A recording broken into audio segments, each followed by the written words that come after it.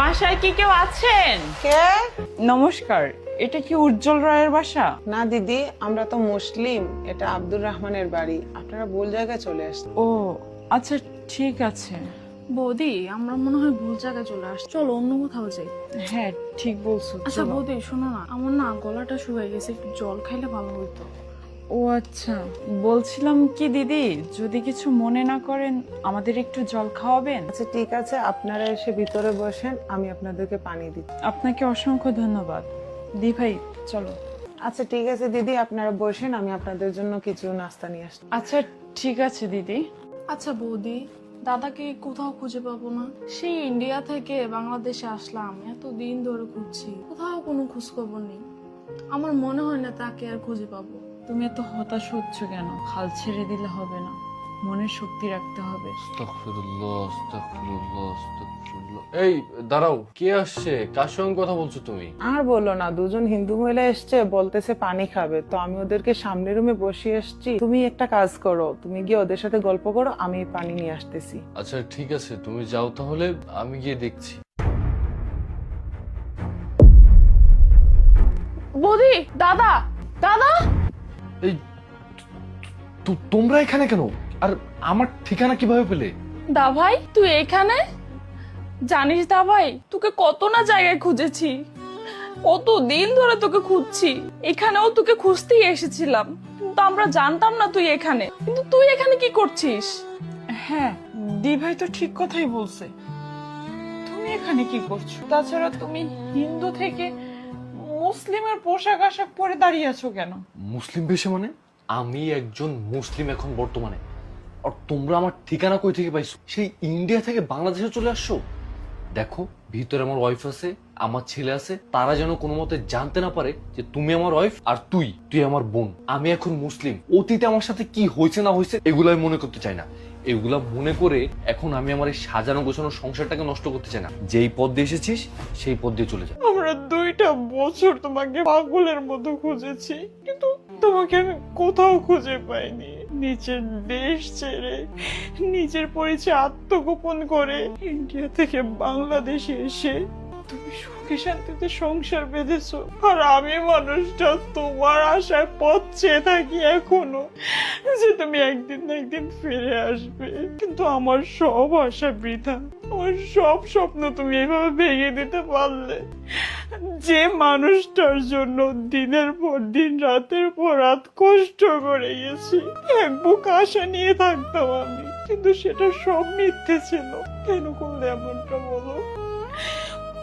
কোন জিনিসটা আমি কমতি রেখেছিলাম? তুমি নিজের স্বার্থের জন্য আমাকে ব্যবহার করলে, যখন নিজের স্বার্থটা আদায় করা শেষ আমাদেরকে রাস্তা জুড়ে ফেলে দিলে। আরে তুমি তো একটা হিন্দু ছিলে, তুমি কিভাবে পারলে নিজের ধর্ম ত্যাগ করে ইসলাম ধর্ম গ্রহণ করে মুসলিম একটা মেয়েকে বিয়ে করে তার সাথে সুখে শান্তিতে সংসার সাজিয়েছো? আমার কথাটা একটা বারও ভাবলা না যে আমি মানুষটা তোমাকে কতটা ভালোবাসতাম? কেন করলে এমন? বলো, আমার প্রশ্নের উত্তর দাও। কেন করছি মানে?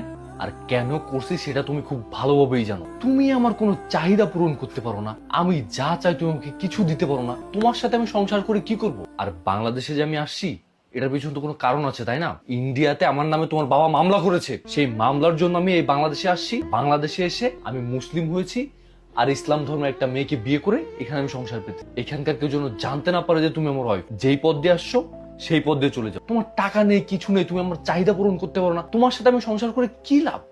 এখানে আমি যা চাইতেছি তাই পাইতেছি। আমি এখান থেকে কোথাও যাব না, তোমরা চলে যাও। দা ভাই, তুই সব কি বলছিস? তুই মুসলিম মানে? আমি একজন মুসলিম, আমি ইসলাম ধর্ম গ্রহণ করেছি। আর দেখ, তুই আমাকে দাবাই বলছিস কেন? আমি উজ্জ্বল রয় ছিলাম আগে, কিন্তু এখন আমি উজ্জ্বল রয় নই, এখন হচ্ছে আমি আব্দুর রহমান। ইসলাম ধর্ম গ্রহণ করে আমার এই সাজানো গোছানো সংসার আমি চাই না যে তোদের কারণে নষ্ট হয়ে যাক। তাই বলছি, তোরা যেই পথ দিয়ে এসেছিস সেই পথ দিয়ে চলে যা। হ্যাঁ উজ্জ্বল রায়, সরি, আপনি তো আব্দুল রহমান। আমরা এখান থেকে চলে যাব, আমরা এখানে থাকতে আসিনি।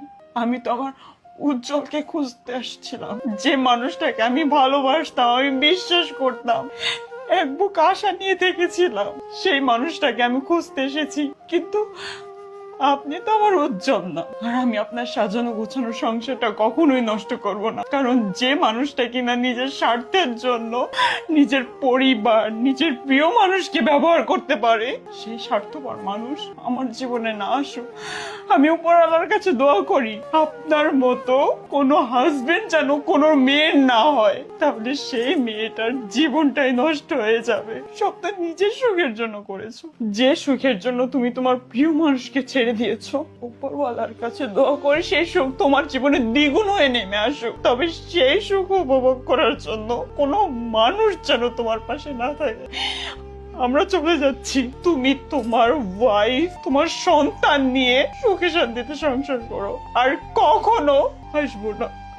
আমি মনে করবো আমার উজ্জ্বল মারা গেছে, কারণ আমার উজ্জ্বল তেমন ছিল না। ভালো থেকো তুমি। চল দি ভাই, আমরা চলে যাই। দাঁড়ান আপনারা,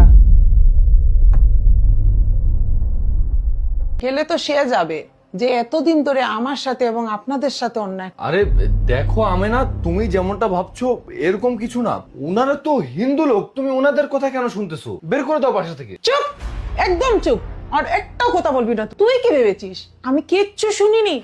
এতক্ষণ ধরে আমি পর্দার আড়ালে থেকে সবকিছু শুনেছি। চি চি চি চি চি, আমার ভাবতে ঘৃণা লাগছে যে আমি এতদিন ধরে একটা হিন্দু ছেলের সাথে সংসার করেছি। দেখো আমেনা, তুমি আমার কথাটাও শোনো। বেশ, আমি আর তোর নাটক সহ্য করতে পারতেছি। তোর মতো ছেলের সাথে আমি আর সংসার করবো না। তুই এক্ষুনি আমার বাড়ি থেকে বেরিয়ে যা। না দিদি, তুমি তাকে ফেলে দিও না। সে তো তার সুখের জন্য তোমার হাত ধরেছে। আমি চাই তোমরা সুখী হও।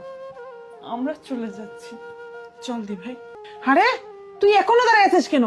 বেরিয়ে যা আমার বাড়ি থেকে, এক্ষুনি বেরিয়ে যা। আচ্ছা তুমি গিয়ে বসো, আমি দরজাটা বন্ধ করে আসি।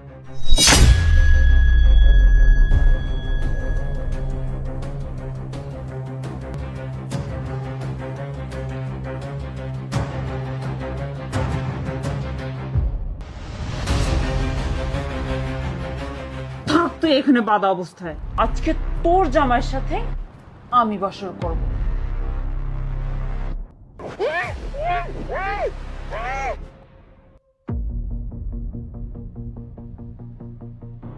আহা, এতক্ষণ লাগে তোমার দরজা লাগাইতে? এতক্ষণ ধরে কোথায় ছিলে? না ইয়ে মানে একটু, আচ্ছা তুমি বসো, আমি লাইট অফ করে আসি। আরে এখনই লাইট অফ করবে কেন? বসো, আগে কিছুক্ষণ গল্প করি আমরা, তারপর না হয় লাইট অফ। দেখো, গল্প তো সারা জীবন করা যাবে। তাছাড়া আমি এই সুন্দর মুহূর্তটা গল্প করে নষ্ট করতে চাই না। আর মেয়েদের জীবনে নাকি বাসর রাত একবারই আসে, তাই আমি লাইট অফ করে চলে আসি। আহা, লাইট অফ করার কি দরকার ছিল? আর এই গরমের ভিতর তুমি ভূতের মতো এইসব। না, তেমন কিছু না। আসলে হয়েছে কি, মেয়েদের জীবনে তো বাসর রাত একবারই আসে, তাই আমি এই বাসর রাতের জন্য অনেক, যাই হোক। আচ্ছা এই শোনো না, তোমার ভয়েসটা এরকম লাগছে কেন? আসলে হয়ে সারাদিন অনেক ধকল গেছে তো, এর জন্য হয়তো ঠান্ডা লেগে গেছে। আচ্ছা যাই হোক, এগুলো বাদ দেন না। আমি না এই বাসরাতের জন্য অনেক এক্সাইটেড। আপনি শুয়ে পড়ুন না। এই ওঠো না। আরে দেখো না কে যেন আসছে। আরে এই ওঠো, ওঠো না। আরে ওঠো। আরে কি হলো? ওঠো। আরে ওঠো, দেখো না কে আসছে। এই এই তুই এখানে কি করছিস? তার মানে সারা রাত আমি তোর সাথে ছিলাম? তাহলে তাহলে ওকে। এই ওঠো। আরে তোমার এই অবস্থা কেন? আর তুমি সারা রাত কোথায় ছিলে? এই আমি যে তোমাকে সারা রাত পাশের রুম থেকে ডাকছি, তুমি কি